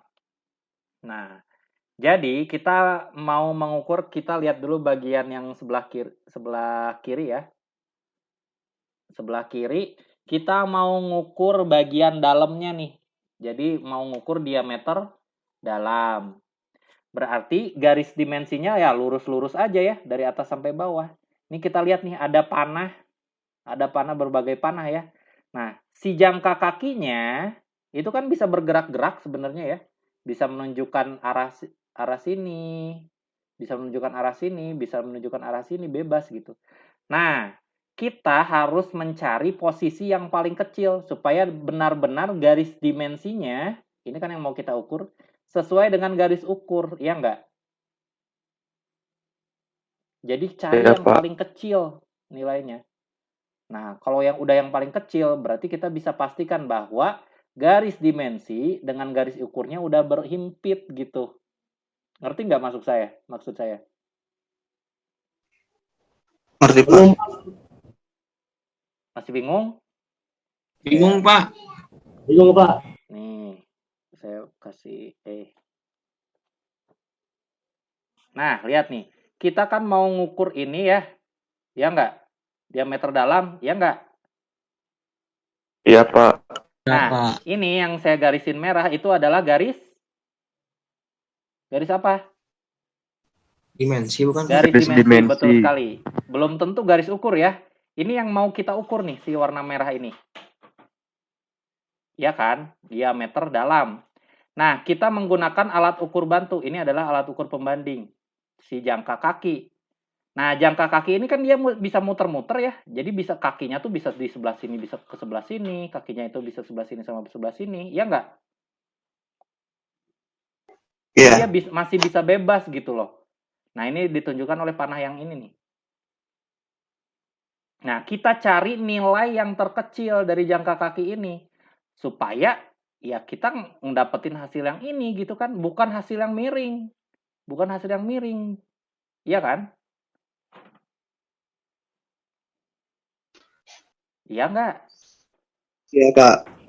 Iya, Iya, tapi Pak. ngerti nggak? Lagi mencerna Pak. Lagi mencerna. Ya, sok cerna Paham Pak, sambil saya cerna. kira itu jangka kaki itu apa Pak? Ternyata yang dijangka sorong ya Pak. Bukan, ini cuma alat bantu doang. Nggak ada di jangka sorong. Oh bukan, Bukan. Tapi ya prinsip bukan yang kerjanya atasnya itu mirip. Pak, Yang buat ada di ukur itu. jangka sorong. Prinsip kerjanya Iya. mirip. Nah, Oke, ini Pak. cuma alat bantu doang gitu. Nah, cara ngukurnya gimana? Misalnya kita udah dapet nih nilainya segini gitu ya. Nah, kita masukin ke mistar Iya. nih, ke bawah nih. Baru diukur berapa nih panjang diameternya gitu loh. Udah kebayang cara kerjanya? Oh oke, paham Pak. Coba lihat. Jadi ini tuh alat bantu doang. Ini alat bantu doang. Pada Nah, kalau akhirnya misalnya sama udah mistar dapet ya. nilainya, kita kunci, baru pindahin ke mistar, baru diukur gitu loh. Oh. Oke Pak. Nah, ini sebenarnya bukan proses pengukuran langsung sebenarnya. Tapi ya udahlah. Karena ini masih berhubungan sama mistar ya kita bahas aja. Nah, ketika ngukur ini berhati-hati, ya kan prinsipnya tadi ya, garis dimensi yang mau kita ukur nih harus sesuai dengan garis ukurnya. Garis ukurnya mana sih?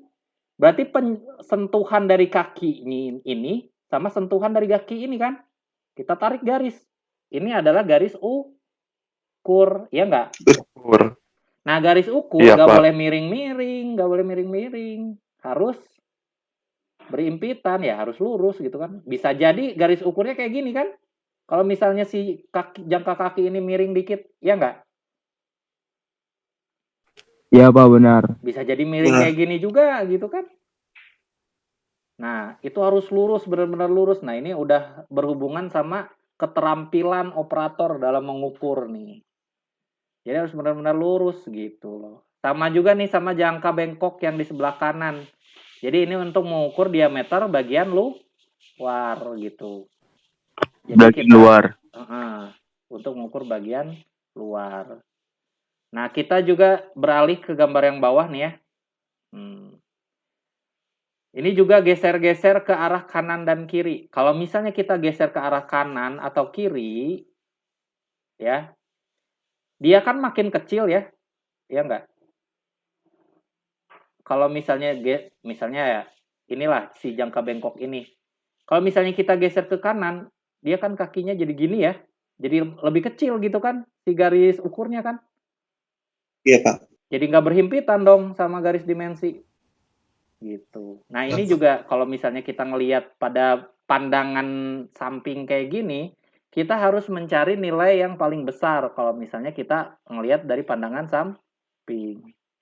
Nah, setelah kita memastikan garis ukurnya berimpitan dengan garis dimensi, gitu ya, baru kita Ini kita lihat di mistarnya. Oh, ini berapa nih hasil pengukurannya gitu. Ya, sederhananya gitu ya. Ini jadi teknik pengukuran. Kita harus tahu nih posisi mana yang sesuai gitu ya. Sesuai itu maksudnya adalah garis ukurnya berhimpitan dengan garis dimensi gitu. Intinya gitulah. Oke? Kalau misalnya ngelihat diameter dalam itu ya harus kita cari yang paling kecil gitu ya. Kalau misalnya ngelihat diameter luar, kita harus cari yang paling besar gitu. Yang dalam juga sama sih, kalau ngelihatnya kita seperti ini harus cari yang paling besar supaya garis dimensi sama garis ukurnya berhimpitan. Gitu. Ya, next. Nah, ini jenis-jenisnya ada beberapa ya, beberapa jenis untuk mistar ukur ini. Ada yang biasa, ada yang lipat supaya kapasitas ukurnya lebih tinggi. Nah, ini yang berkait itu biasanya yang ada di meja gambar. Jadi ini ada dudukan buat penjepit gitu ya. Ada guidance-nya juga. Jadi kalau ngegeser itu ada guidance-nya. Pasti lurus. Gitu. Nah, ada juga meteran gulung yang biasa pakai buat ngukur-ngukur tanah dan lain-lain ya. Nah, ingat tuh kalau misalnya ngukur tanah, pastiin si meteran gulungnya itu enggak meliuk-liuk gitu ya. Kan kita pengen ngukur tanah itu ya. Misalnya ya, ini adalah gambar tanah kalau misalnya kita lihat dari atas, kebayang? Kita misalnya mau ngukur panjang sama lebarnya gitu. Nah, kalian pastikan nih meteran yang kalian gunakan, kan biasanya ini ada orang gitu ya. Ini ada orang gitu. Yang satu narik meteran ke sini nih. Nah, ini kalian harus pastiin karena kan garis dimensinya lurus ya. Ya kalian harus lurus juga, nggak boleh belok-belok gini, nggak boleh bergelombang gitu ya si meterannya gitu loh. Supaya sesuai dengan prinsip pengukuran. Juga orangnya harus lurus juga, nggak boleh miring ada di sini gitu loh. Buat ngukur panjangnya biar sesuai. Sama juga lebar juga kayak gitu ya. Kebayang? Bayang Pak. Nah, gitu. Itu prinsip pengukuran untuk meminimalisasi kesalahan dalam pengukuran. Oke, sekarang kita beralih ke Mistar Ingsut. Nggak kerasa ya udah jam segini lagi. Mistar Ingsut ya, kita udah bahas ini udahlah. Mistar Ingsut atau vernier caliper ya. Nah, di sini dia klasifikasinya juga termasuk dari alat ukur langsung ya. Dan memiliki kecermatan, ini beda-beda nih, tergantung Mistar Ingsutnya. Ada yang 0,1 mm, ada yang 0,05 mm, ada juga yang 0,02 mm kecermatannya. Dan kapasitasnya juga tergantung skalanya ya, ada yang sampai besar, ada yang cuma kecil aja gitu kapasitas ukurnya. Ya, bisa kalian baca sendiri ya, di sini bagian-bagiannya, bagian-bagian pada Mistar Ingsut ya nomor 1 di sini. Dia itu adalah kunci peluncur, jadi bisa ngegeser rahangnya ini ya, geser kanan kiri gitu. Yang nomor 2, nah nomor 2 ini di sini nih. Dia adalah kunci penggerak halus gitu ya. Yang nomor 3 itu ya nomor 3 itu skala utamanya, ini yang ini. Yang nomor 4 itu batang ukur, mana nomor 4? Nah ini ya batang ukurnya. Ya ini whole body ya. Kalau nomor 4 itu segini semua. Itu batang ukur. Nomor 5 itu adalah lidah pengukur kedalaman. Lidah ya, istilahnya lidah. Nah ini. Buat ngukur kedalaman ya itu. Terus yang ke-6 penggerak halus. Nah ini nih untuk membantu proses pengukuran sebenarnya. Penggerak halus buat ngunci ini ya, ngunci penggeraknya. Terus nomor 7 itu adalah peluncurnya ya. Ini peluncurnya. Nomor 8 itu sensor gerak. Rahang ukur gerak. Nomor 8 nih. Sebenarnya yang jadi sensornya itu bagian bawahnya sini. Nah, nomor 9 itu sensor tetap. Nah, ini yang nggak bergerak ya, nomor 9. harusnya sebelah sini nih. Kalau sensor itu. Nomor 10-nya itu adalah skala Nonius. Nah, ini yang akan kita bahas. Ini adalah skala Nonius. Semuanya udah pernah pegang vernier caliper kan ya? Udah pernah pegang? Pak. Pernah. Udah, ya? Pak. Nah, jadi cara bacanya itu agak beda sama penggaris, sedikit lebih susah. Jadi kita ada yang namanya mengkoreksi ya menggunakan skala Nonius. Jadi kita ngelihat mencocokkan skala utama dengan skala Nonius. Jadi kita ngelihat bagian atas sama bagian bawah mana nih yang paling sesuai. Nah, itu adalah hasil interpolasi dari skala Nonius. Apa sih maksudnya? Tapi kalian udah kebayang ya? Udah kebayang cara kerja dari Mr. Inksuit ya? Cara ngebacanya juga udah tahu kan? Sudah sih, Pak. Udah ya, jadi udah kebayang nih. Saya mau ngebahas tentang cara kerja Nonius tuh kayak gimana. Prinsip kerja skala Nonius. Jadi kan kalau misalnya kita mau ngukur suatu benda, ya misalnya ya langsung ke sinilah. Nah, kita lihat bagian atas nih. Kita lihat bagian atas. Nah, jadi kalau misalnya kita udah ngegeser si rahang bergeraknya ya, dan ngukur sesuatu, hasilnya misalnya dilihat di gambar yang kanan nih, yang ini. Nah, kelihatan kan di sini ya, ini itu kalau misalnya dari skala utama, ini adalah 3 mm lebih dikit ya. Ya enggak? 3 mm lebih sedikit. Nah, lebihnya itu berapa? Kita interpolasi menggunakan skala Nonius. Interpolasi itu yang ngira-ngira ini komanya koma berapa gitu loh. Nah, dengan cara kita melihat mana garis antara garis skala utama, ini skala Nonius, yang berhimpitan. Oh, ternyata di sini. Oh, berarti ini adalah 3 komanya ya. Ini adalah hasil dari interpolasinya. Dalam cerita ini tuh 3,45 gitu loh. Ini cara membacanya ya, kalau misalnya kalian belum bisa ngebayangin gimana cara ngebacanya. Tapi rata-rata udah pernah lah pegang Mr. Inksuit ya. Nah, itu gimana sih kok bisa kayak gitu? Nah, kita lihat nih. Jadi skala Nonius ini fungsinya itu untuk menginterpolasi skala utama. Jadi untuk memperkirakan nilai antara dua skala utama. Misalnya ini skala utama yang bagian atas ya. Nah, bendanya ada di sini gitu. Nah, skala Nonius fungsinya itu untuk memperkirakan ini kira-kira berapa sih gitu ya. Koma berapa gitu. Nah, itu adalah fungsi dari skala Nonius. Nah, cara kerjanya gimana? Nah, kita lihat di gambar ini. Kalian fokus gambar ini aja nih. Ya, bawahnya jangan usah dilihat dulu.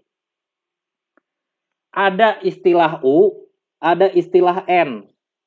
U itu adalah jarak dari antar skala utama. Misalnya ini ke jarak sini gitu. Itu adalah U, skala utama yang di atas ya. Sama kayak di Mistar. Kalau Mistar cuma punya skala utama doang. Itu adalah U ya. Nah, emang kelihatan pusing tapi sebenarnya ini sederhana banget. Nah, terus ada juga N. N itu adalah jarak dari skala Nonius.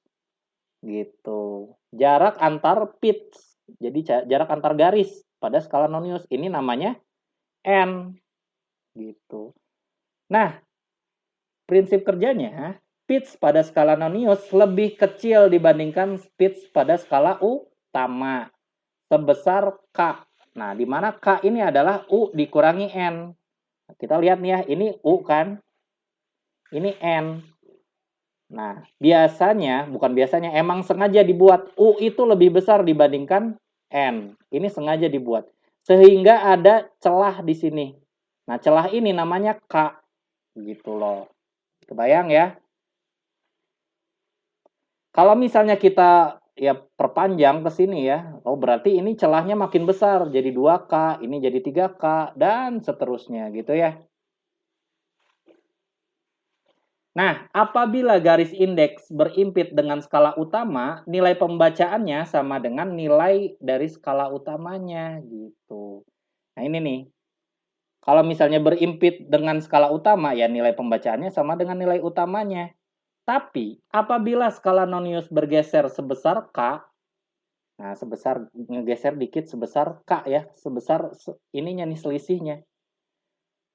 Garis kedua skala nonius akan berimpit dengan skala utama dan seterusnya. Nah, jadi kecermatan alat ukurnya itu bergantung pada besar jarak K-nya nih. Jadi, ya kan yang kita baca itu K-nya ya, selisih antara nonius dengan utama, kayak gitu. Nah, contohnya misalnya di bawah nih. Ini kan skala utama, yang di atas ya.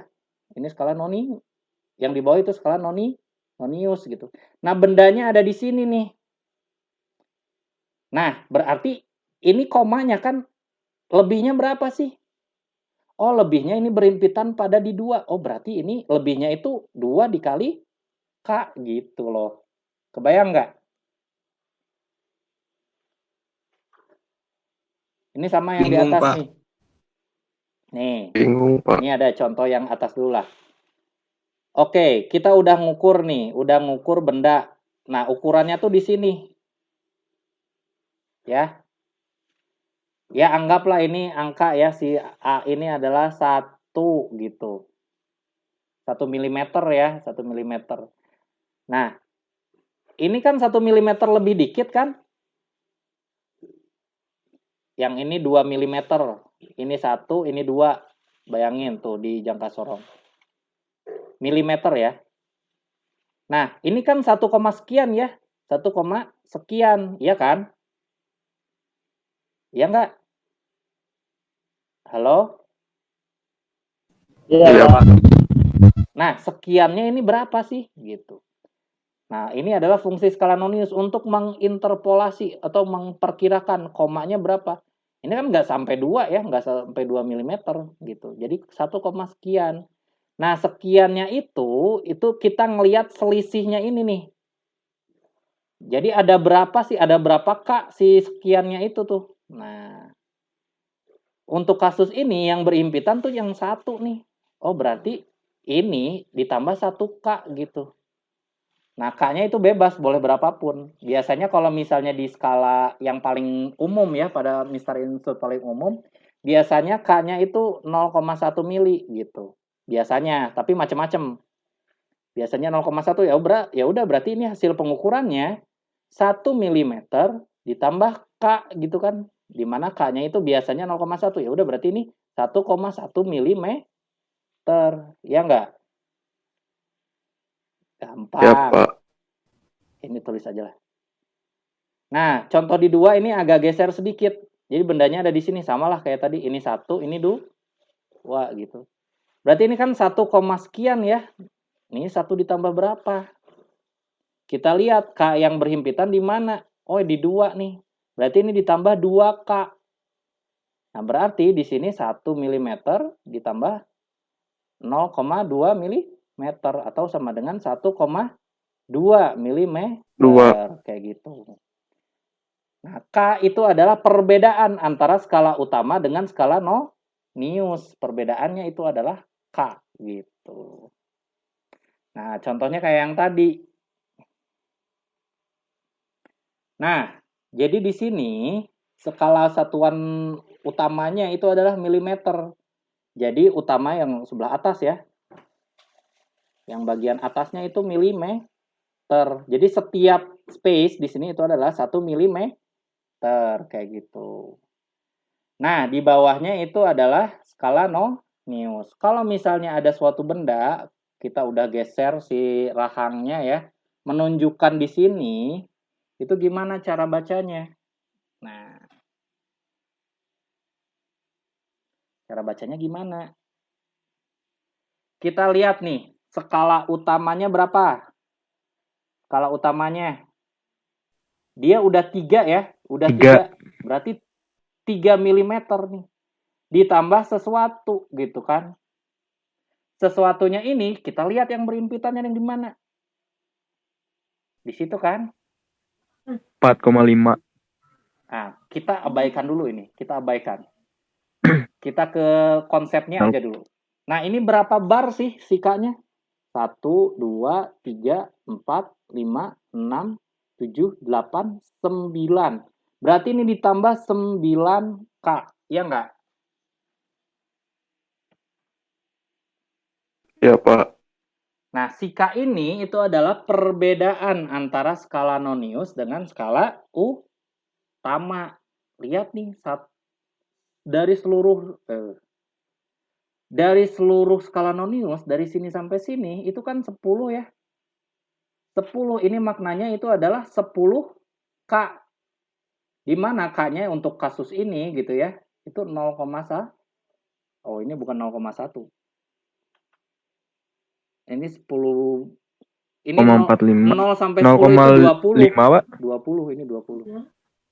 Ada 20 space kan ya di sini ya? Coba kalian lihat nih. Dari awal sampai akhir Iya. itu ada 20 space ya. Ini berarti bukan 10K, 20K. Ini angka 10 itu cuma nandain dia itu 1 mili gitu. Nah, 20K. Nah, di mana 20K ini itu adalah 10. Nah, ini cuma garis indeks aja sih. 20K ini itu adalah 1 milimeter gitu loh. Pembagi dari skala utamanya. Gitu. Nah, ini cuma untuk ngebantu aja. Gitu. Nah, jadi kalau misalnya 1 milimeter itu 20K, kalau misalnya 1K berapa milimeter gitu ya. Jadi K itu sama dengan 1 milimeter dibagi 20. Jadinya ini adalah 0,05 milimeter gitu. Nah, ini skala nonius yang setiap barnya itu menandakan 0,05 milimeter gitu. Nah, jadi ya udah berarti ini adalah 3 mm ditambah 3 mm ditambah 9K. Ya udah berarti ini 3 ditambah 9 dikali 0,05. Jadi 3,45. Ya itu secara konsep nonius ya.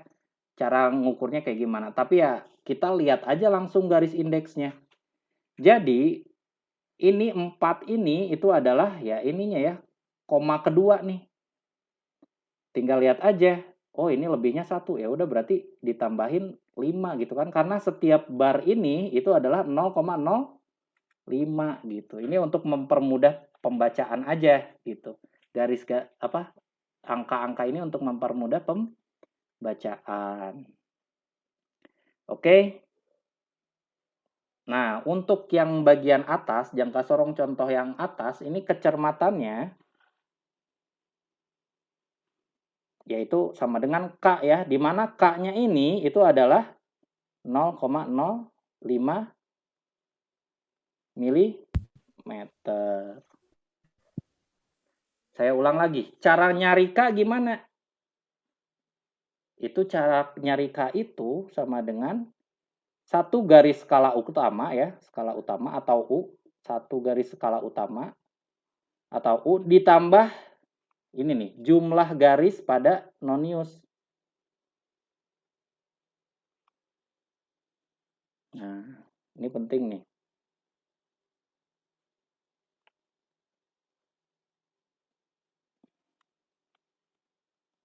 Jadi, kasus ini gimana? Nah, skala utamanya kan tuh 1 mm ya. Ini satu barnya itu kan 1 mm. 1 mm dibagi jumlah garis pada skala nonius.